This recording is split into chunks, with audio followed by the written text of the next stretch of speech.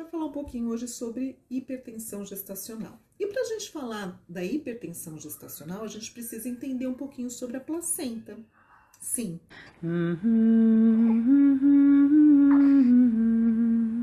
Sou plantadeira de semente boa. Para a gente falar da hipertensão gestacional, a gente precisa entender um pouquinho sobre a placenta.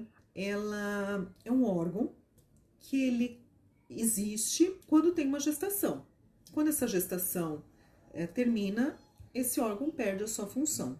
E a placenta é um órgão vascularizado. E hoje, com as poucas informações que a gente tem sobre o coronavírus, é entendido no meio científico que o corona não é uma doença pulmonar, e sim vascular. Por isso que as gestantes entraram no grupo de risco.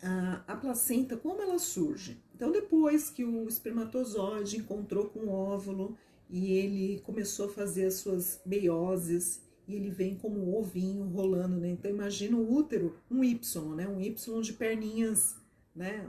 Aqui, então aqui são as perninhas do útero.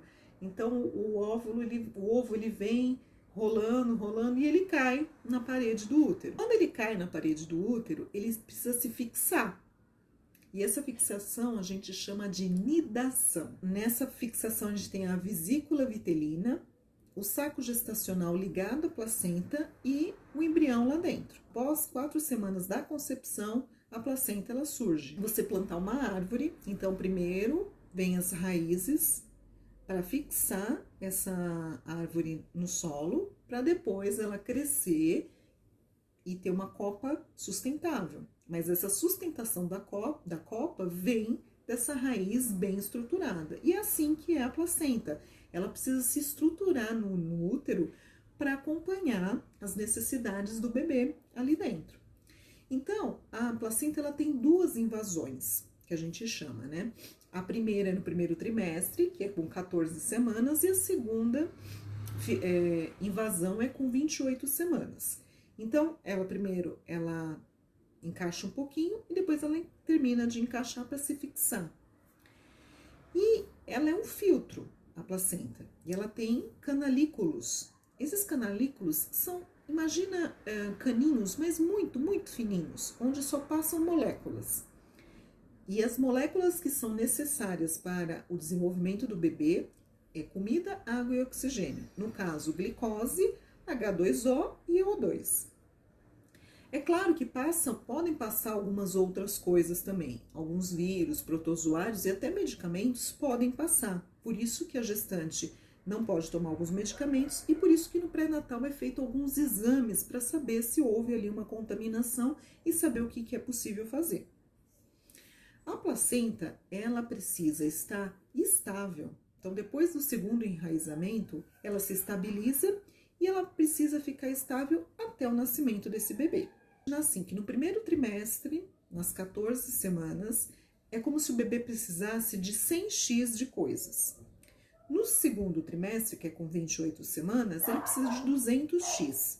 E no terceiro trimestre, ele precisa de 400x. E a placenta, ela tem que fornecer essas substâncias para o desenvolvimento do bebê em uma situação normal. A idade gestacional mais segura para esse bebê e a condição dessa mulher em relação à placenta. Então, esse seria o momento ideal.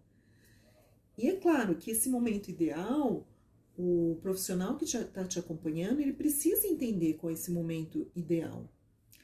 E induzir o parto é 10 vezes mais seguro do que uma cirurgia. Por quê? A cesariana, ela vai sangrar mais. Imagina, você está com uma hipertensão.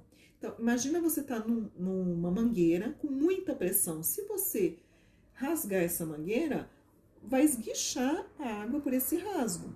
E é mais ou menos isso que vai acontecer na sua cirurgia.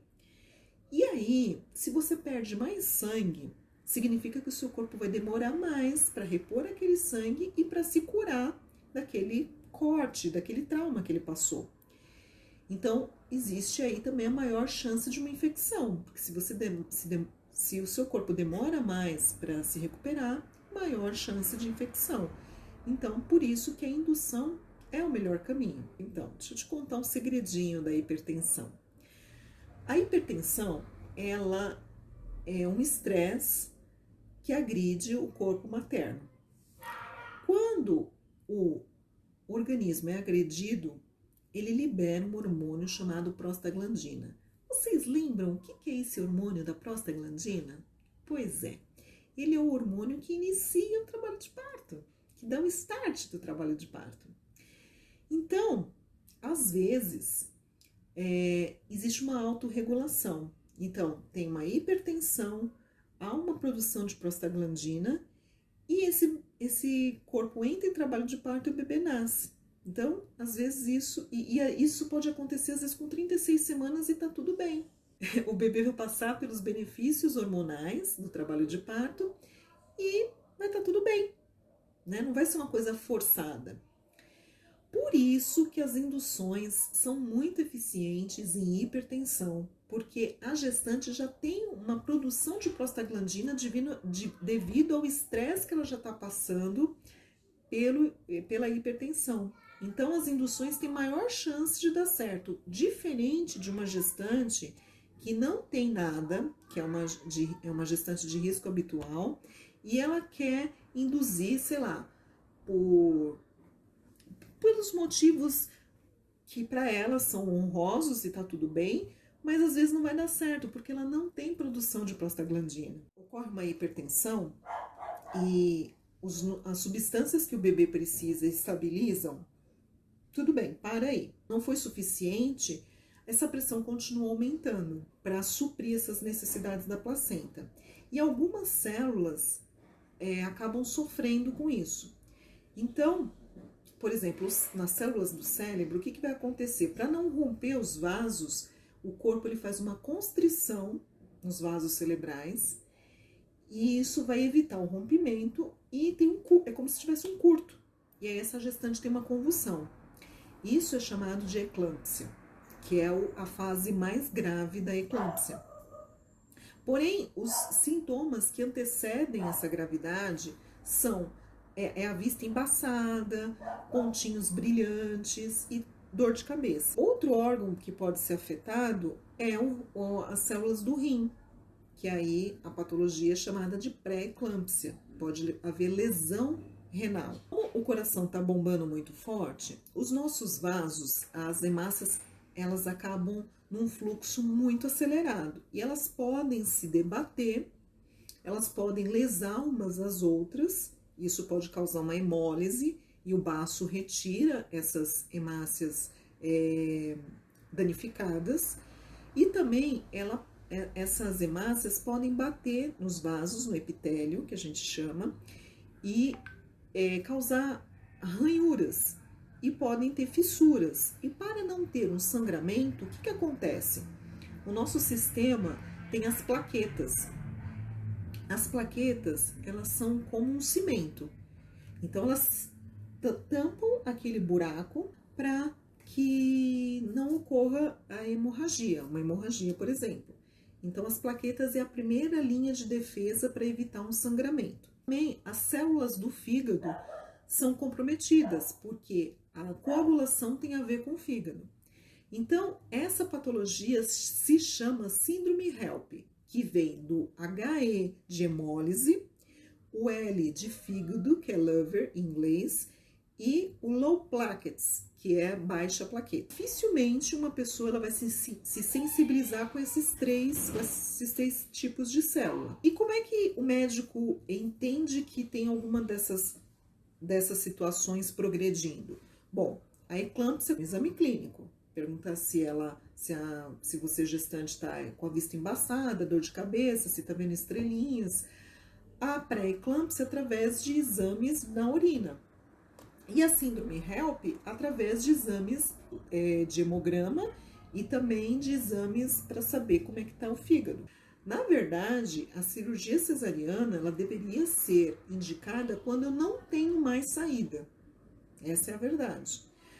Porém, eu preciso que o profissional tenha experiência e tenha confiança no parto normal, senão não vai dar certo. Por que fazer uma cirurgia numa mulher hipertensa gestacional? se quando a gente vai colocar uma prótese de silicone, se a gente está hipertensa, essa cirurgia dificilmente o médico vai aceitar fazer. Por quê? Porque você vai sangrar mais, e a recuperação é maior e os riscos de infecção também são maiores. Então, por que uma cirurgia simples eu não faço, uma cirurgia cesariana tá tudo bem? Pensem nisso. O que vocês acham sobre isso? Eu não estou dizendo que a cirurgia cesariana não deve ser feita de forma alguma. Eu só estou dizendo que em situações normais uma cirurgia ela é muito bem planejada, diferente do que a gente vê no cenário do nosso país em relação à cirurgia cesariana. A cirurgia cesariana resolve tudo na gestação. Um pré-natal bem realizado, ele prevê todas as surpresas que uma hipertensão pode gerar. Evitar que a única solução para o seu parto seja cesariana. Porque o pré-natal, ele acabou surgindo justamente para se evitar a cirurgia cesariana.